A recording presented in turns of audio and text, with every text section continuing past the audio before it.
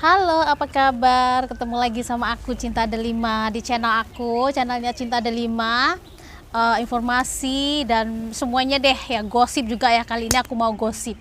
Apa kabar teman-teman aku semuanya? Semoga kabar baik ya. Di Hong Kong sudah sekitar hampir 4 bulan ini terkena virus. Alhamdulillah masih terkendali ya. Kalau di Indonesia baru mau 2 bulan ya, baru sebulan lebih. Semoga semuanya lekas membaik dan kita semua bisa beraktivitas seperti biasa. Ini di Hong Kong udah mulai musim semi tapi sudah panas gitu udaranya ya. Aduh, saya nggak tahan sekali kalau musim panas. Bau panas sekali ya kalau di Hong Kong ini kalau musim panas gitu. Oke, di video aku ini aku mau gimana ya, aku mau sharing, terus sekalian juga mungkin dibilang sharing-sharing, di cerita ya oke, di informasi ya oke, yang jelas aku mau kasih tahu yang teman-teman bermanfaat gitu ya teman-teman, khususnya yang mau ke Hong Kong. Teman-teman yang mau main ke Hong Kong juga harus hati-hati ya, meskipun hanya main di Hong Kong, apalagi yang mau kerja di Hong Kong hati-hati sekali.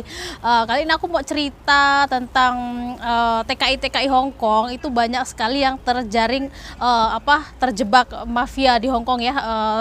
Mereka terjerumus ke dalam ke dunia mafia itu ya, banyak sekali yang terjebak seperti itu ya, kata pasnya terjebak kayak gitu ya. Mereka kerja di sini berpuluh-puluh tahun, terkadang mereka masih tidak punya apa-apa ya, termasuk dibilang miskin, gak punya apa-apa. Terkadang bukan salah mereka juga sih ya, namanya hidup seperti itu ya. Di sini aku mau jelasin detail ya, ini yang biasanya ini yang saya tahu dan saya lihat memang di PJTKI itu nggak pernah dikasih tahu ya, nggak pernah dikasih tahu tentang masalah ini, dan mereka juga tidak tahu, dan mungkin nggak salah kalau mereka ada ngambil action di sini, akhirnya mereka kejebak mafia ya di sini. Di sini karena di Hong Kong ini akses apa-apa itu mudah ya, mungkin teman-teman bilang itu adalah di Hong Kong luar negeri, tapi nggak seperti yang teman-teman bayangin kayak hostrik kayak gitu, nggak ya. Karena di Hong Kong ini aku jelasin dulu kan, pada tahun 1977 kalau nggak salah sih ya itu tahunnya ya, kalau mungkin salah ya. Oke, yang jelas saya intinya itu pada tahun itu negara Hong Kong ini kekurangan penduduk dan dia membuka transmigrasi gitu ke Hong Kong. Jadi banyak sekali orang Indonesia yang dari Kalimantan, terutama yang dari Jakarta, yang dari Surabaya. Nah, mereka transmigrasi ke Hong Kong. Itu pada sudah 40 tahun yang lalu ya, sekitar 50 tahun yang lalu. Mungkin sekarang sudah anak-anak mereka, cucu mereka sudah menjadi 3 atau 4 generasi ya gitu.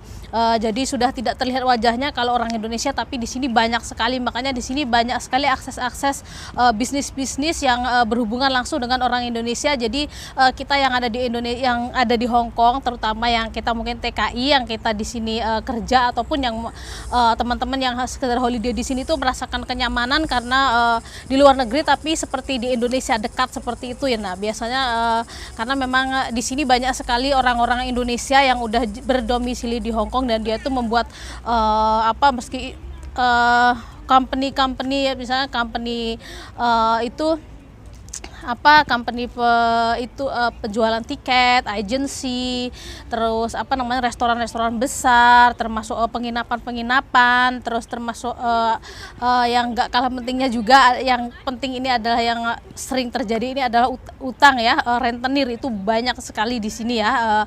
Bahkan mereka itu meminjamkan uang itu justru mereka yang menyuruh kita untuk pinjam ya. Mereka ada promosi, terkadang kalau pinjam berapa puluh nanti dapat hadiah apa-apa seperti itu ya.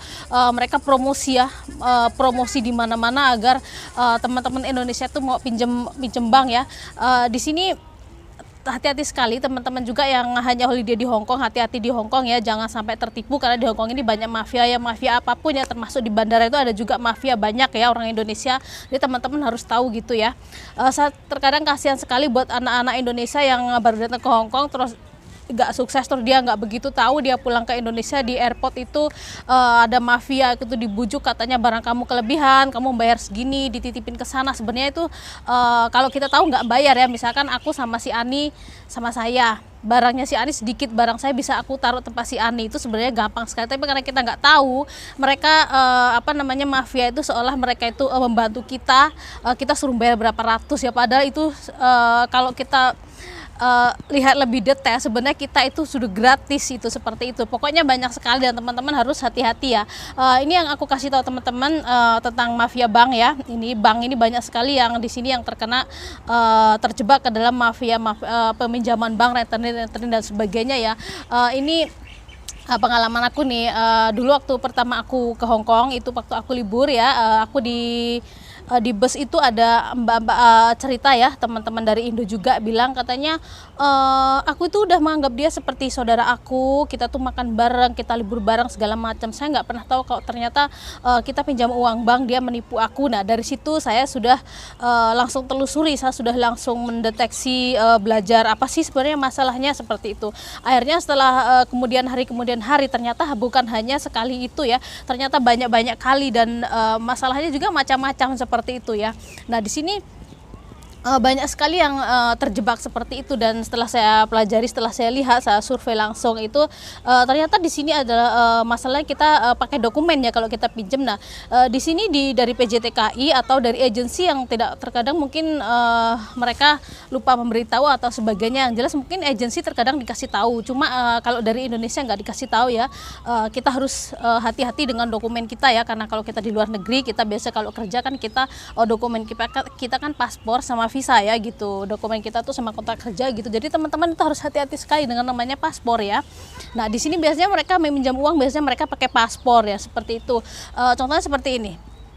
Contohnya seperti si Ani dan si Ana, mereka pinjam uang ke bank ya, mereka pinjam uang ke bank dan pakai satu saksinya siapa seperti itu. Nah mereka terkadang pinjam uang itu $100 Hong Kong ya kan, di sini kalau pinjam itu mereka ngasih banyak ya, terkadang mereka tuh kasih $50.000 Hong Kong, $100.000 Hong Kong, kayak gitu banyak sekali. Itu kalau $100.000 Hong Kong di uang Indonesia kurs sekarang ini sudah mencapai hampir 200 juta ya seperti itu. Mereka berani meminjamkan sama kita karena mereka ngerti kita ada bos, dilihat dari kontrak kerja, lihat dokumen kita bakal menghasilkan uang. Nah mereka berani meminjamkan seperti itu ya, dan terkadang mereka juga diiming-imingi kalau pinjam segini nanti dapat hadiah segini sebagainya, itu banyak sekali seperti itu ya. Nah seperti itu kan mereka pinjam. Nah seperti itu ternyata setelah nanti mereka pinjam, misalnya mereka Ani dan si Ana tadi pakai dokumennya si salah satu dari mereka ya, itu mereka pinjam $100.000 Hong Kong. Nah setelah mereka pinjam $100.000 Hong Kong, uang itu dibagi dua, jadi Aninya $50.000 Hong Kong, si Ananya $50 Hong Kong. Jadi mereka pakai satu dokumen tapi mereka itu bareng seperti, jadi uangnya dibagi dan mereka itu bayarnya juga bareng seperti itu ya, bayarnya per bulan, Ani juga bayar, saya juga bayar seperti itu. Nah tapi di sini masalahnya terkadang salah satu di antara mereka ada yang berbuat jahat, mereka tidak bayar ya, mereka pergi. Nah setelah mereka pergi tidak bayar itu, kalau dia sudah ganti nomor kontak nomor, apalagi sudah ganti bos, kita sudah tidak bisa melacak ya seperti itu. Meskipun kita cari di Indonesia pun kita kalau orang Hong Kong ngomong faisi, kita marah pun nggak percuma seperti itu ya, kita udah kehilangan kontak. Jadi nggak mau yang membayar harus saya semua seperti itu ya, meskipun uang itu udah dipakai sama Ani, itu sudah udah kewajiban kita membayar semua meskipun kita nggak memakai semua, karena kita adalah pakai dokumen tadi. Biasanya yang pakai dokumen tadi misalnya dokumennya punya si Ani, jadi mau nggak mau setelah si Ana pergi, Ani yang harus membayar gitu. Salah satu di antara mereka kalau mereka pergi, salah satu harus membayar, apalagi yang dipakai dokumennya itu yang sangat bahaya seperti itu ya. Jadi mereka harus bayar. Itu pun kalau kita di Hong Kong nggak bayar, mereka akan datang ke Indonesia ya. Mereka itu kan kerjasama dengan seperti bank di Indonesia, jadi mereka akan datang ke situ gitu ya. Jadi mereka akan datang ke situ, mereka akan cek juga di rumahnya, itu peminjaman uang dan segala macam itu akan ditagih ke rumah ya. Tapi sebenarnya percuma juga ditagih ke rumah seperti itu ya. Kasihan orang di Indo kadang ya kan, banyak sekali anak-anak Indonesia yang kadang di Hong Kong pinjam uang akhirnya di pulang Indonesia ditagih di Indo seperti itu ya. Ya kalau di Indo ada ya, kalau enggak ya mau nggak mau kita yang harus membayarin ya. Kita yang tadi itu yang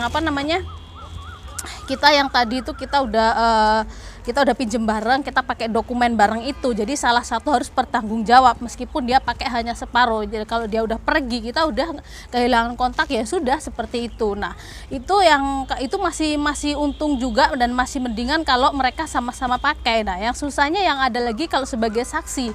Biasanya 3 orang, saksinya 2, yang pinjam 1 biasanya pakai saksi. Nah, terkadang saksi ini juga kena.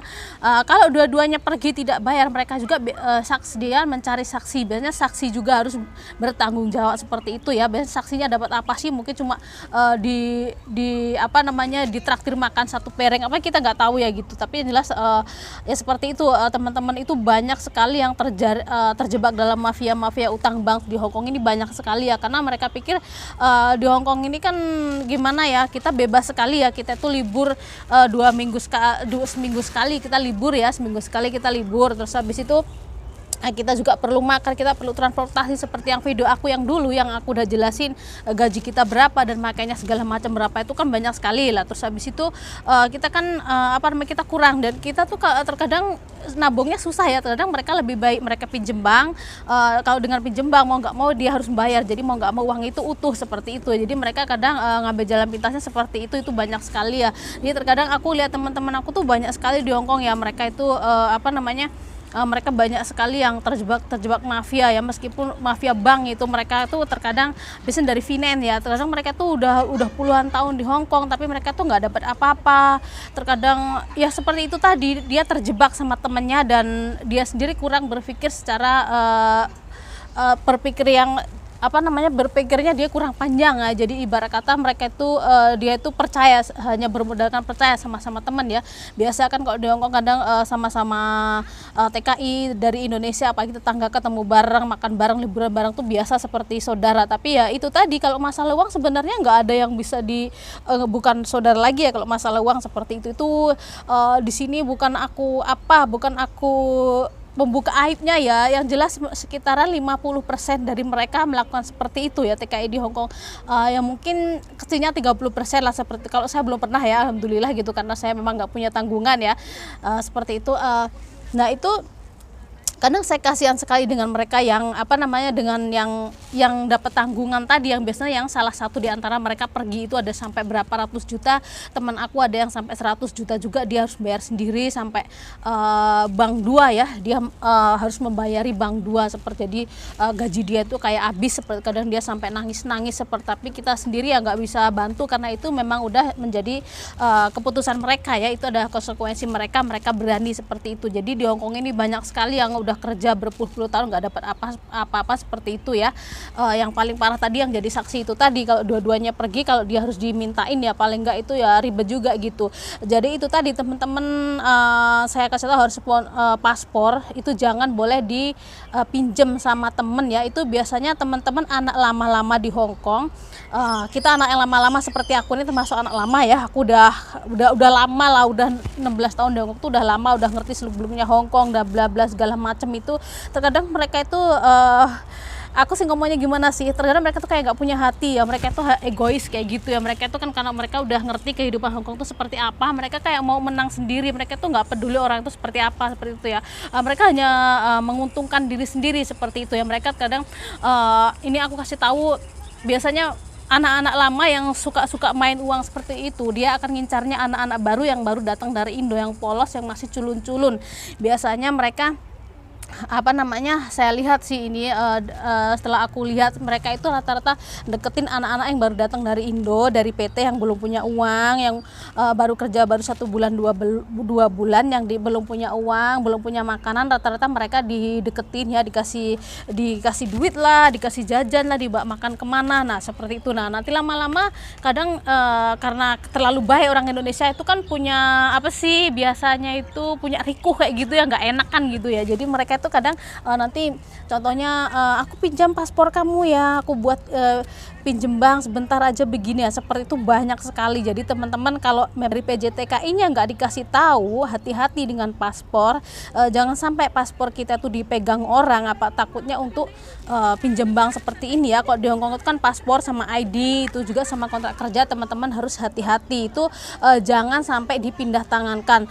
Kalau terkadang di Hongkong ini dipegang agensi ya paspornya, karena kadang bosnya takut, majikannya takut kalau anak itu nanti paspornya buat pinjem bank ya, seperti itu. Tapi sebenarnya nggak boleh paspor kita dipegang agensi, karena paspor kita itu adalah dokumen pemerintah Republik Indonesia. Jadi yang memegang kita atau pemerintah Indonesia, agensi nggak boleh pegang. Tapi terkadang mereka pegang karena permintaan majikan, karena TKI-nya takut pinjem uang di bank. Sebenarnya itu bukan salahnya bukan salahnya TKI, bukan salahnya agensi juga sih, seperti itu sih ya. Tapi cuma ya itu tadi, seperti itu. Maaf, sebenarnya nggak bener juga agensi memegang paspor, tapi itu tadi karena majikan takut kalau TKI-nya pinjam uang di bank ya, seperti itu. Terkadang seperti itu, karena di Hongkong ini kalau ketahuan TKI-nya pinjam uang di bank, biasanya itu diterminate atau diputus kontrak, jadi nggak boleh kerja di situ. Karena menurut mereka kalau TKI-nya pinjam uang di bank itu sama juga penjahat, membuat negara mereka miskin, seperti itu ya. Mereka nggak mau ya, nggak suka itu. Rata-rata kalau sampai ketahuan majikan itu pasti diterminate. Kalau di sini ngomongnya terminate atau dipecat kerja. Jadi mereka nggak mau TKI-nya itu pinjam uang di bank. Jadi kalau mereka diterminate ya nggak ada kerjaan. Jadi nggak, sebelum cari majikan lagi, paling nggak nunggu visa 3 bulan 4 bulan itu kalau dapat bos. Nah itu siapa yang menanggung uang tadi ya? Salah satu dari mereka tadi ya. Itu sangat beresiko sekali kalau menurut aku ya.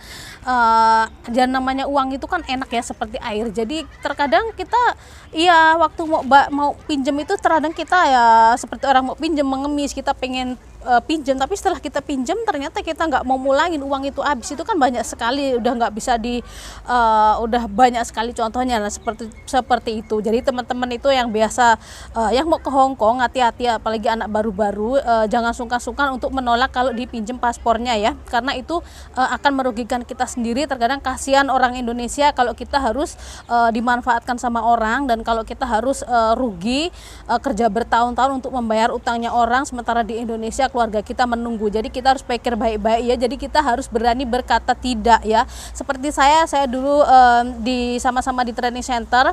Sebenarnya kita nggak akrab, tahu-tahu setelah kita ketemu libur sekali, dia minta nomor HP aku. Setiap kali kita telepon sekitar ada 5 bulan.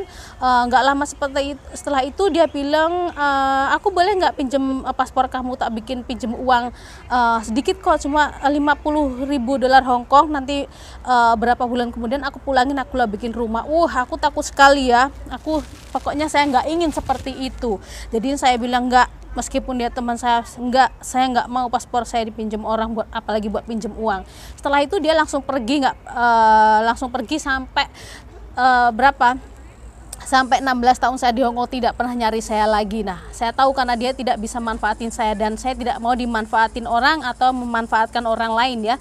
Saya nggak mau seperti itu, karena saya nggak mau jadi orang egois. Dan ini aku memang sengaja, saya mungkin banyak yang nggak suka kalau aku bikin video ini, terutama di Hong Kong ya. Whatever, buat aku nggak apa-apa, karena saya nggak ingin teman-teman saya dari Indonesia terjebak mafia di sini tentang utang bank dan segala macam, dan mereka dimanfaatkan sama anak-anak lama di sini yang mereka tidak pernah punya perasaan ya sesama Indonesia. Itu banyak sekali, namanya hidup gimana ya, namanya uang itu enak sekali, seperti itu. Dan saya nggak ingin teman-teman saya itu seperti itu ya, karena teman-teman saya tahu dari Indonesia itu susah kita kerja, kita datang ke Hong Kong untuk merubah hidup, merubah ekonomi keluarga kita. Kalau di sini kita sampai tertipu, itu kasihan sekali ya. Dan kita pun nggak bisa membantu, dan saya pun nggak bisa membantu untuk meminjami uang mereka untuk membayar ke bank, dan karena saya juga bekerja. Jadi bantuan yang saya bisa kasih tahu teman-teman adalah informasi seperti ini. Kalau teman-teman harus hati-hati, jangan pernah tergiur dengan anak-anak lama, jangan pernah merasa sungkan-sungkan. Teman-teman lebih baik hidup apa adanya. Misalkan teman-teman di sini belum gajian, hanya bisa makan roti, makan roti, makan mie itu lebih baik. Orang itu ibarat kata kayak aku ini, aku nggak mau merepotkan orang, dan aku nggak mau direpotin orang. Jadi ketika orang mau merepotin saya, mereka akan berpikir 10 kali. Karena saya nggak pernah repotin orang lain, apapun saya selalu berusaha sendiri. Kecuali memang saya nggak tahu ya gitu. Saya nggak mau kalau orang Hongkong bilang hak he gitu, saya nggak mau